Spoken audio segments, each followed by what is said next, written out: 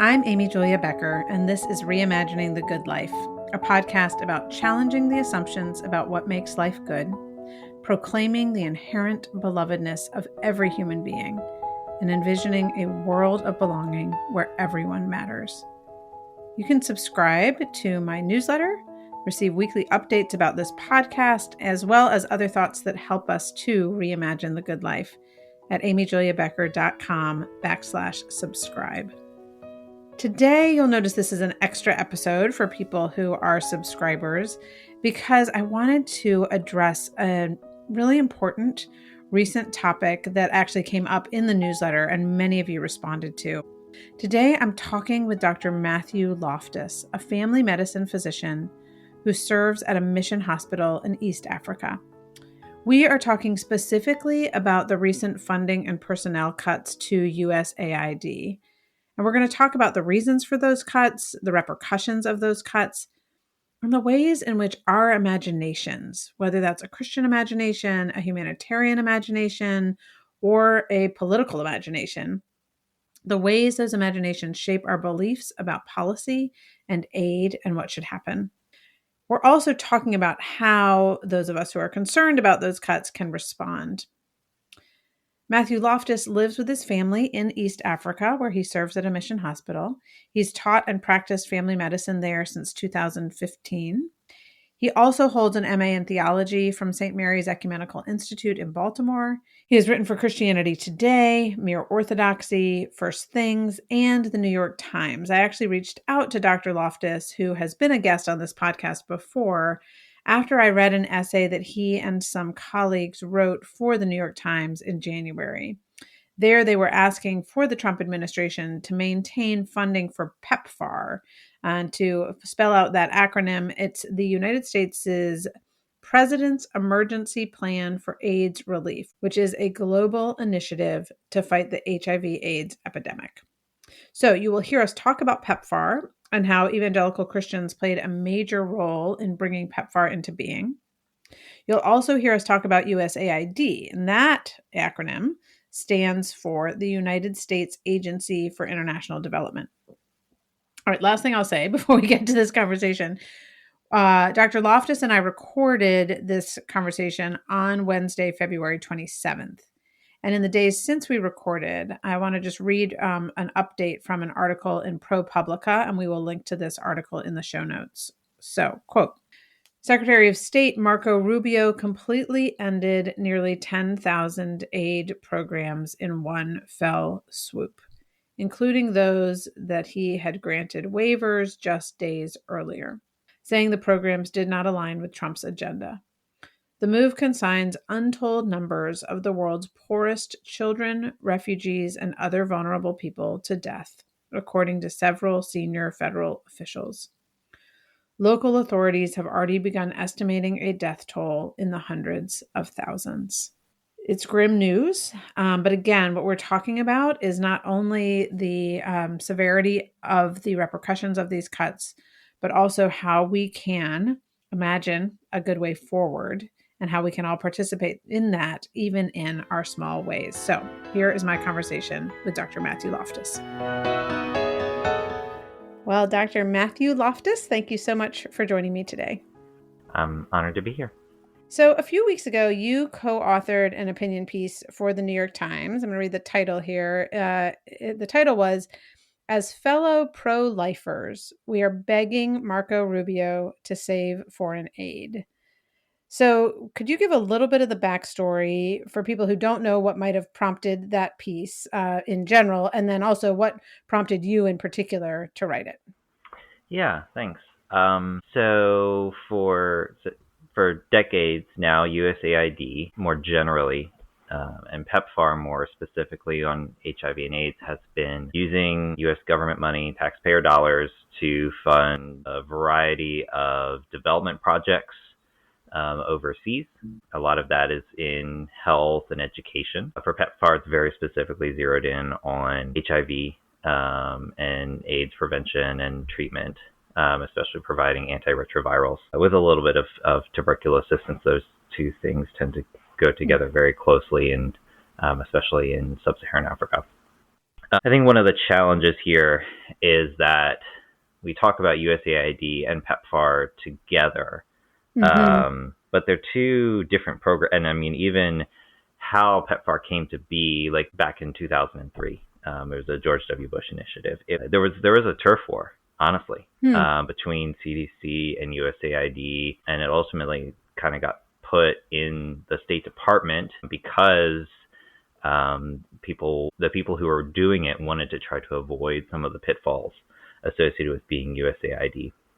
So the op-ed was I think very specifically trying to focus on PEPFAR because it's a very special program. It's a very focused program. It I think is not vulnerable to some of the criticisms that I think USAID is vulnerable to. And it's very, it's a very kind of open and shut. The design of the program is really focused around how do we treat HIV, prevent it from spreading, and help the people who have HIV live healthy lives. And so if it doesn't fall under that very kind of narrow rubric, it doesn't go in PEPFAR.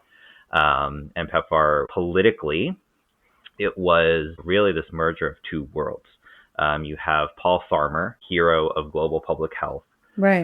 But trained at Harvard, very left-wing, and gay and lesbian activists of the 90s.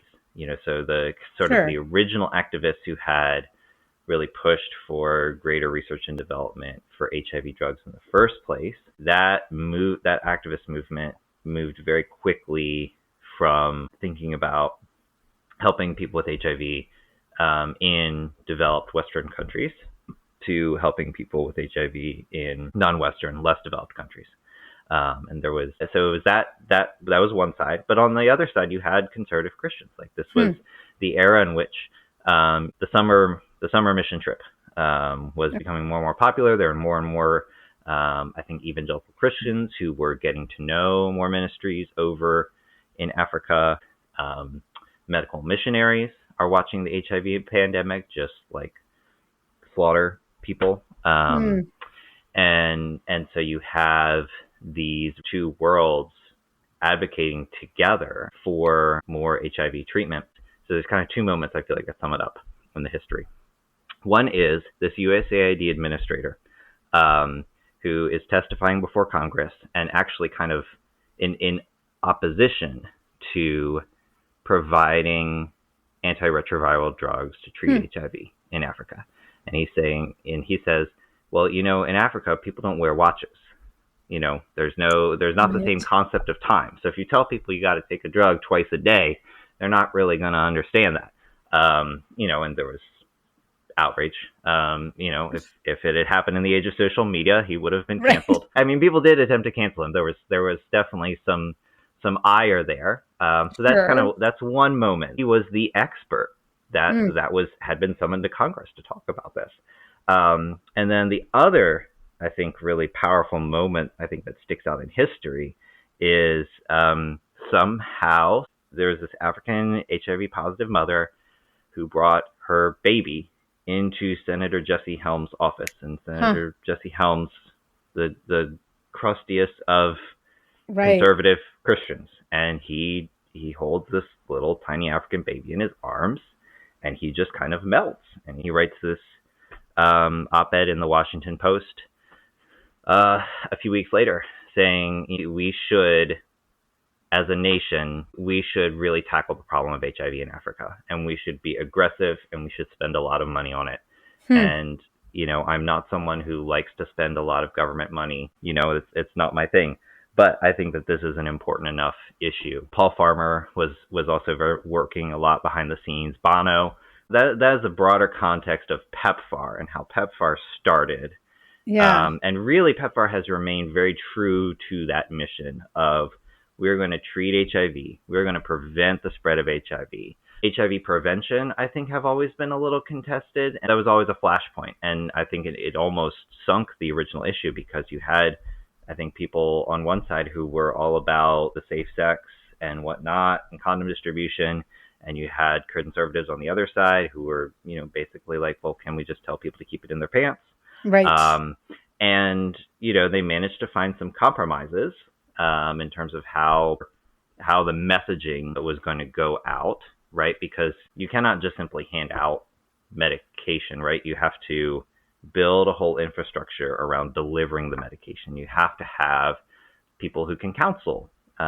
Receiving a diagnosis of HIV is, of course, one of the most devastating emotional moments in someone's entire life. So you need to have a whole trained cadre of people who are able to like get people started on their medications, talk to them about how to live with HIV, how to prevent it from spreading to anyone else, like how to deal with the community.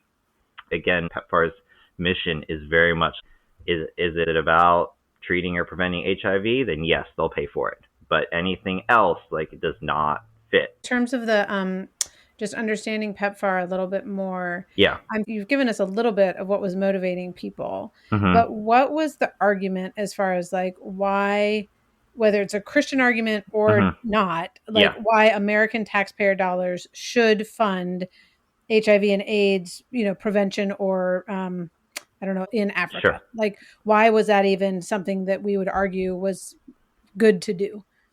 Because it was possible. People are dying. Yeah. We have the drugs to prevent people from dying. Yeah. Another really powerful image was that Paul Farmer was walking around with like before and after pictures of people that he had treated in Haiti, because he had found some private and grant things to treat people in Haiti. And, he had just had these before and after pictures of what they called the Lazarus effect. Yeah. And so it really was just, people are dying. This is an entirely preventable, treatable disease, and we can find the money for it. And so it really was just a very simple humanitarian. I mean, I think, it was the same time as the Iraq War. And I think that there was this very, now in retrospect, like, we should be suspicious of this, but this idea that like we could really transform the world for the better using American power. So PEPFAR is very narrow, focused, but it was also revolutionary at the time. Whereas USAID has been around for a lot longer, since the 60s. I think pre-Great Society, it was more with the John F. Kennedy anti-communism, the idea of like, we have to engage the entire world, right? Like every other place in the world is going to be a battlefield between, Western freedom, capitalism versus, communism and all of that. So because of that, USAID has a much broader scope. And so it can be used for things that people find, outrageous. I think one of the things that people keep yelling at me about is some sort of transgender opera. Which I don't think was really a thing. I think it was like, from what I read, that was fact checked, and it was like, actually, no, that's not what it was. It is, at the very least, conceivable that someone in a Democratic administration might think that this was a good idea. And certainly, like USAID, I think it's also, there is a lot more fraud, waste, and corruption in that system, because it is malleable. It's sort of like if the intelligence community is trying to do something in another country, they might use a USAID project to do that. Now, at the same time, like I know that there are American missionaries who have gotten into very close countries under the pretext of working for USAID. And certainly a lot of missionaries have worked on USAID-funded projects. So like most of the mission hospitals that I know of in Kenya, for example, had at least one building, that was built by USAID. And it might have been an eye clinic. You see the USAID logo on roads. They do feeding programs. They do education programs. So they just have a much broader scope, much broader mandate, which I think opens them up to more political criticism. And I think also there's a lot more just shady stuff that happens in terms of, a USAID project. When it gets implemented on the ground somewhere, it very well might, some of that money gets siphoned off to different places and things like that.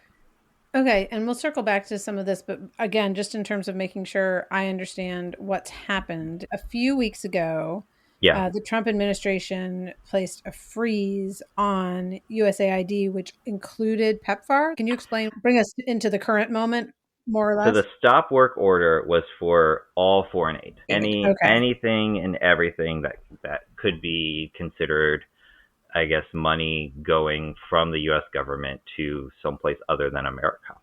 Okay. I'm assuming that they excluded embassies from that, Right. because I mean, you can't shut down embassies. I mean, well, I say you can't, and then there's all these terrible things that have happened the last couple of weeks that I did not think were really possible. Um, that stop work order was just sort of a blanket.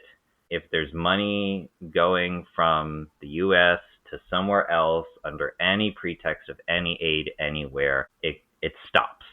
And so that included USAID, and that included PEPFAR. Anything that counted as foreign aid got stopped. Gotcha.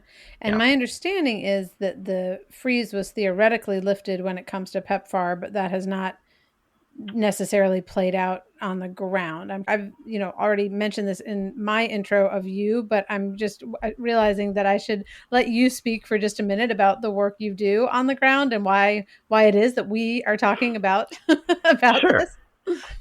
So I am a medical missionary. I work at a mission hospital in Kenya, near in the Central Highlands near Mount Kenya. I've been in East Africa since 2015, working at a couple different mission hospitals during that time. I see patients every day whose medications are paid for by PEPFAR. Really, the biggest thing that USAID does, or did, that it kind of interacts with my work, is they were funding a medication supply chain. They were funding this institution that was an initiative of the Christian Health Association of Kenya. It's called MEDS, Mission for Essential Drugs and Supplies. Okay. And basically, it was just logistics and infrastructure so that hospitals, so when my hospital wants to order a great big truckload of IV solution, normal saline that we use every day in the hospital, right? That there is a warehouse somewhere that USAID helps to pay for that, helps to subsidize the cost of the medication, helps to pay the people, the bean counters who keep track of where the medicines are, how many we have, how many we need to order, those kinds of things. To get that medicine to where we are. And then, like I said, there's a bunch of other USAID projects that do all kinds of different things, but that's kind of the one that comes to mind as sort of like my day-to-day work. So Marco Rubio, Secretary of State, put out a waiver within the week to say, like, okay, so anything that's like life-saving, absolutely necessary kind of work, that's exempt from this foreign aid freeze. So in the first couple of days when the waiver came out, everyone was like, well, that applies to us, right? And then just kind of waiting for that confirmation. And then a couple of days later, there was more detailed confirmation that came out. The problem is, number one, you could say, okay, the medications, those are under the waiver. But like, is the bean counter in the warehouse who's like responsible for making sure the medications get from point A to point B, is that person also counted? And I think that there's been a lot of back and forth in it. I think it was even more complicated by the fact that at the same time, the DOGE, the Department of Governmental Efficiency, whatever, they were deliberately trying to destroy USAID as quickly as possible. And so anyone who might be like approving the payments, anyone who might be like coordinating the logistics, anybody who might be like answering the emails that say, hey, does this waiver apply to us or not? Like they were, trying to drive people out of their offices, shut down the networks, right? Even, I have not seen any other reporting confirming this, but Washington Post put out something yesterday saying that like there was someone going around in the computer system, like manually trying to stop the life-saving, the payments that were approved under the waiver, like manually trying to prevent that money from flowing from, a U.S. government account to an account in Africa or whatever. And so what are you hearing from the hospital where you work, where I know you aren't physically right at this moment, but like in terms of what this has meant for them on the ground? It's been about a month now. Yeah. So, I mean, I think when the stop work order came, there was a whole lot of chaos and confusion. And then when the waiver came through, a lot of people said, great, we're going to keep moving with what we have. Now, depending on sort of how someone's money flowed, like, so one hospital in Eswatini was explaining, like, they work on like they pay and then the U.S. government pays them back. And they were fronting the money for the next couple of months, but they don't have anything in their account right now. So they've had to kind of divert, shut down some of their like eye surgeries, for example, in order to try to use that money. They've had to send, a lot of hospitals sent some staff home because basically they knew that the core thing was going to be getting the drugs to the people. Because once if someone is on HIV medication and they stop taking it, then that really puts them at high risk for developing a resistant strain of HIV, which is then much harder to treat. Gotcha. And so there was a very strong priority focused on, all right, so we know, like, we don't have the money. We're not getting the money right now. We don't know when we're going to get the money. So we're going to basically cut things down to a skeleton crew of staff. And most of the mission hospitals that I talked to, they basically said, okay, so we are used to these staff getting paid from the U.S. government. That money is not coming in through now, so we will sort of front the money now to keep people from, losing access to their HIV medications now.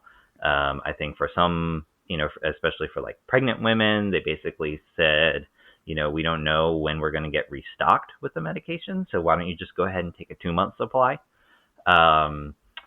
Yeah, so those are the kinds of things. That's basically what they did is they sort of rearranged on the fly, but they sent a lot of staff home.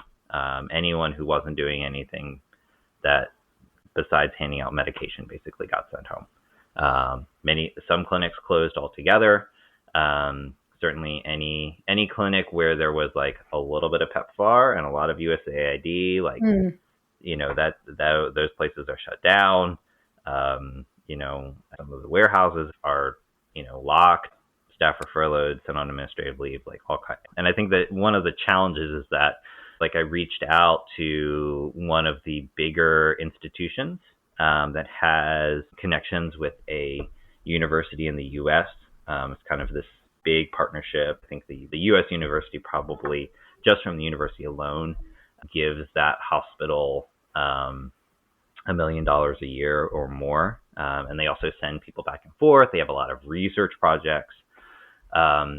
I was trying to contact them, and they said basically they did not want anyone to talk to anyone in the media, say anything. And so I think a lot of people are really afraid to say what's happening because they fear either that will kind of make them a target for retaliation. Yeah. Everybody kind of can see that, like, whatever happens, the overall pipeline of funding is going to get smaller. That's really inevitable. Even whatever turns back on is going to be less than before. Right. So I think that there is a general sense of the people who keep their heads down the most are the ones who are most likely to get their funding restored.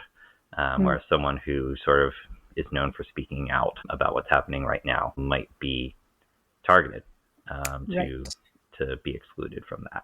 This is so helpful in terms of just getting a picture that is both, as you just gave us, like historic in scope, as well as pretty broad but specific about what's happening right now. So thank you for all of that. I wanted to also ask you about kind of the role of Christians within this turn of events in the past month, because I think one of the things that has felt confusing has been this sense of, okay, on the one side, you just told us the story, whether it's PEPFAR or USAID supporting just like mission hospitals, this sense of, my understanding is many, both the Catholic charities around the world, as well as many evangelical charities around the world are getting a lot of funding from USAID. Like there's a pretty strong Christian presence, as well as ongoing relationship of support uh, specific both to PEPFAR and USAID, Yeah. and many Christians, whether that's you or me or, Mm-hmm. people writing on for the New York Times, for other places, saying, Mm-hmm. we want to advocate for this type of humanitarian aid because of our understanding of, the value of human life in this Yeah. world. Yeah. And yet there are other Christians who are really, we know that it was because essentially of white evangelical Christians that President Trump was elected, just kind of demographically. So there's a Yeah. lot of Christian support for him, Mm-hmm. and even specifically for these types of actions. And so I'm just curious what you see or what you think about why there's this, because it's one thing to have political divides, right? It's another Right. thing Right. within a kind of worldview or ethos Mm-hmm. of Christianity to be pretty polarizingly, I don't know if that's a word, but Sure. on very, very starkly opposite sides of this issue. Yeah, yeah. No, that's a good question, and that is one of the things I'm trying to figure out for myself as Yeah, I'm me too. writing and thinking about like what can I say that will help convince people of the value of this or that. So there's a couple different, I think, streams. One is whatever we're calling them these days, the shock jock Christians who I think are just really just negatively polarized against everything. I don't know. I mean, how they resolve the contradiction of feeling like Elon Musk is their guy. Yeah. I mean, honestly, some of it seems like, at least based on what they say to me on social media, I think they kind of have this really evil thrill at the idea of dark-skinned people dying in another country because it makes liberals cry or something like that. And I really hope that is a very, very, very small number of people, and that the vocal nature of their responses is disproportionate to their actual numbers. Hmm. But I think but that is certainly a vocal segment. Um, I think that there are a lot of people, who once they heard that there was a waiver, like in their minds, it was just like, okay, well, We've solved the problem. the problem has been solved. Yeah. Yeah. Yeah. We will only have the good things, and we will take away the bad things. Yeah. And I think a lot of people are concerned about how the government is spending its money. Yeah. And I think that that's a fair concern to have. I think that there is plenty in the world of foreign aid when it comes to waste, fraud, and corruption that could be combated. But I think there's a difference between taking a tree to the sawmill and taking it to the wood chipper. And I think that, for them, I think it's related to the broader sense in which, the Republican Party and Donald Trump are sort of like somewhere between, God's chosen instrument of judgment and a necessary evil Right. to get anything done. Yep. And so, I mean, it's hard to tell sometimes based on, because now people's news ecosystems are so vastly different from each other that there is someone for whom like a stop work order did not even connect to the idea that there would be like cessation of medications at mission hospitals, that those two things would like happen together. Polls often show that people believe that the U.S. government spends about 25% of its budget on Right. foreign aid. People think that it needs to come down to 10%, when in reality it's 1%, right? Like it's hard to tell how much of that simple like misapprehension Yeah. is playing a role in this. And there's a lot of people, I think, who are, who, if they know, are either genuinely upset, but don't really have any place to change it, since a lot of this is happening at the hands of unelected, unaccountable, deep state bureaucrats who they won't even say who it is sometimes. Right. And so there's a certain amount of powerlessness of like, even if I called my congressman, like, could my congressman even do anything about anything? Yeah. Yeah. So I think that there's different layers. And certainly, I mean, I think in general, there's a sense in which People felt like the previous presidential administration went too far in a lot of ways, and so kind of any way of reining that in is good for the country. Mm-hmm. And I think that's the most cogent argument that's being made to me is and the most sympathetically that I can kind of steel man that argument is, right. Like, yes, we're throwing the baby out with the bathwater, but the bathwater is disgusting. Right. The bathwater is so toxic. It's toxic that you can't, the baby can't be saved. So. Yeah. Right. All right. Well, so let's just also make the case in an explicit terms for a Christian support of PEPFAR and USAID, which is not to say Christian support of corruption and waste and graft and sure. all those things. But in terms of, can you just articulate the other side for a minute? Yeah, I think that God has blessed America richly, and that American power and American wealth are just simply unparalleled in the world and in the history of the world. And there is still so much good that can be done. And I think it is still conceivable that just as we, cured polio and put a man on the moon, right? That we got rid of smallpox and we got rid of polio. Yeah. Almost got rid of polio. Like it's so close. It's I know. So close. Right? That you can do the same thing for HIV, and there are now these long-acting ARV injectables, which is basically like instead of like having to take a pill every day, you get this injection, and it lasts for 6 months to a year. I did not know that. Wow. Yeah, it is. It was going to be the next big thing. I hope it is still the next big thing. Wow. I hope. That 20 years, before I die, like, there will probably still be millions of people getting these injections, but we might be talking about HIV in the same way that we talk about polio now there's a few cases happening somewhere out there, but, right. We pretty much have it locked down. And as long as we keep it locked down, we're going to be good. And, one of the things that got shut down were these trials that were, working on these medications, the long-acting medications, trials of vaccines for HIV and things like that. So, I think in just the sense of which in a global, in the world where we count on our stuff that makes our life comfortable coming from all over the world. And we count on our things being cheap because they are, made by people all over the world. America has a certain duty to the rest of the world to relieve suffering.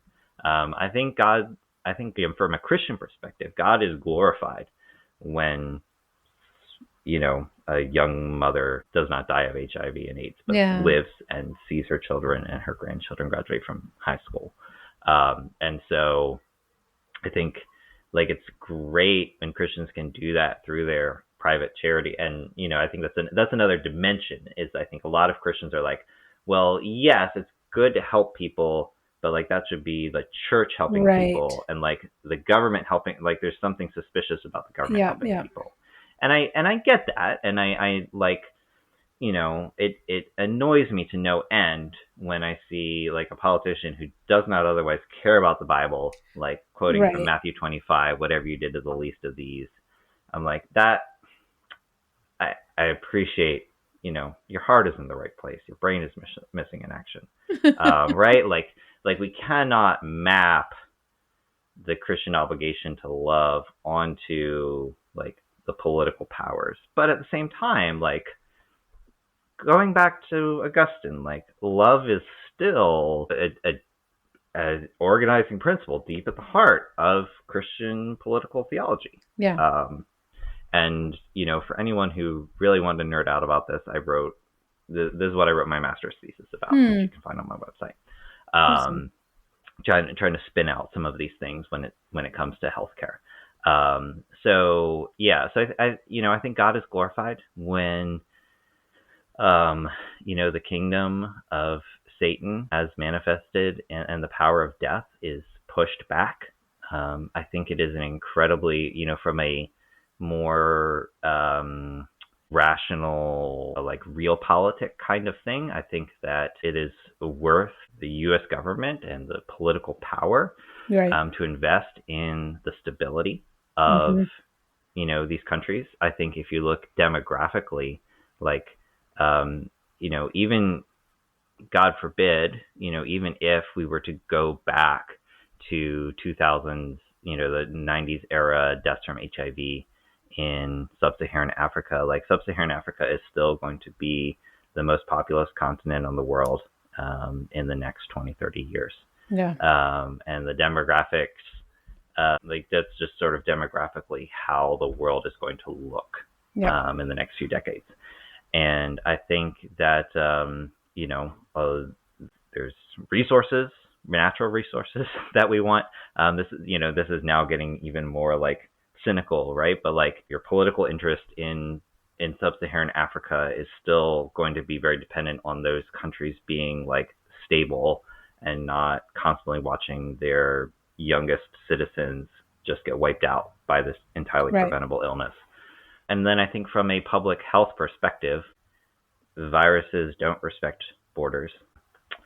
The first cases of HIV in Western countries almost certainly came from Western travelers in Africa who brought them back to their families and other people in Western countries. And the way, like even if America pursues a very like zealous America first agenda, all it takes is like one super mutated HIV virus from someone in Africa who goes and works in another country, and then someone from the US goes and, there's virus spreads like that. That's what happens. And so like if we don't want super resistant HIV showing up within our borders, like we should be invested in not letting the disease run rampant. I mean, I'm hearing you give both, I think, a kind of Christian argument as well as a national self-interest argument. I was thinking about that even when you were describing the, just driving around and seeing the literal signs that say USAID. I mean, it's like a PR campaign. It is, in addition to, and that again, in terms of how globally interconnected our world is, we could make, again, a Christian argument for caring for our neighbors, but we also could make just a political argument for why in an interconnected world, we want people to actually say, oh, I'm grateful for the United States of America because and I want to stay on their side. Like that makes a lot of sense. And I think all of these things do kind of speak to the ways in which the money and programs and people, the ways in which we utilize those in the world are shaping like a story and an imagination, not only about who America is, but also about who we are as humans, who we are as neighbors, as citizens. And right now, at least it seems to me like there, again, as you mentioned, maybe this is just a really loud voice on social media, but there's a lot of dehumanizing rhetoric that is trying to put a certain type of American at the top of the human heap as a victor, and the rest are kind of weak and don't deserve attention. And then I think there's another strong, voice in America and around the world that says, actually, that's not what it means to be human. In fact, there is value to, I mean, I think about that story you told of Jesse Helms, right? Like I see this little baby and I'm like, oh, no. If we can do something to value this life, we got to do it right now. And, I appreciate your voice speaking into exactly that place. As we come to a close, I do have one kind of final question, which is you may not have more of an answer for, but I wanted to circle back to that question of, okay, if you are a concerned American who's listening to this podcast right now, is there anything to do? Is this just a wait and see? Is there any way to respond?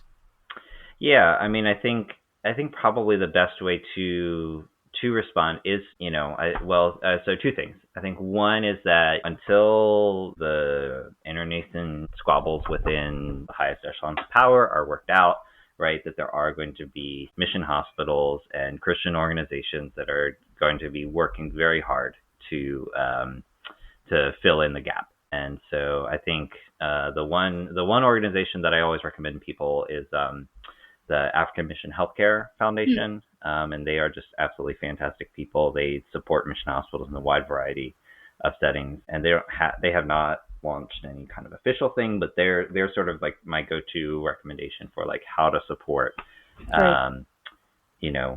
Christian healthcare missionary work, because a lot of the hospitals they support are PEPFAR funded sites, and so they're going to be trying to help them fill in the gaps.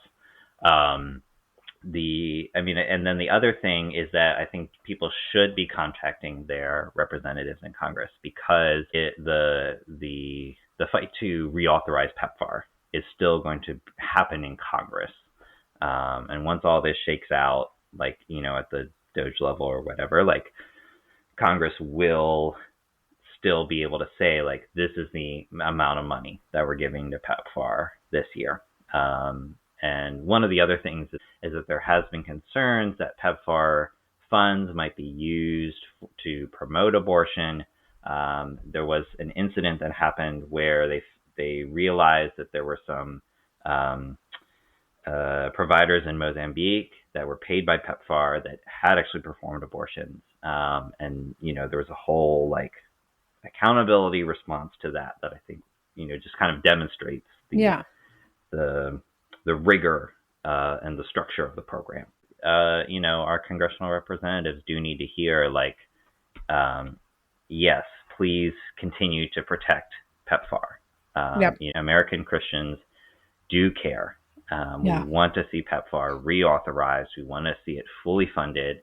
It is still a very small amount of the overall budget. Cutting PEPFAR does not plug the gap in, so is not going to fix the hole in Social Security or it's not going to balance the budget, right? It's still a relatively small amount of money every year, like in terms of number of lives saved or dollars invested is just, one of the best bargains on the planet, in a very like tightly run ship.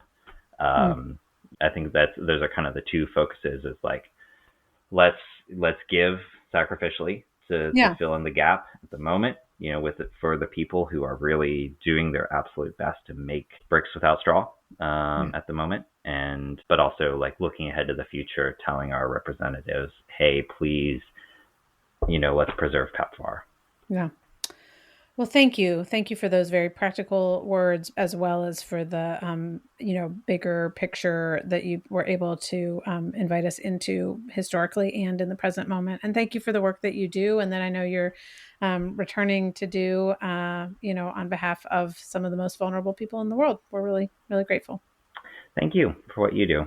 Telling stories about the things that people really need to hear about. Thanks, as always, for listening to this episode of Reimagining the Good Life.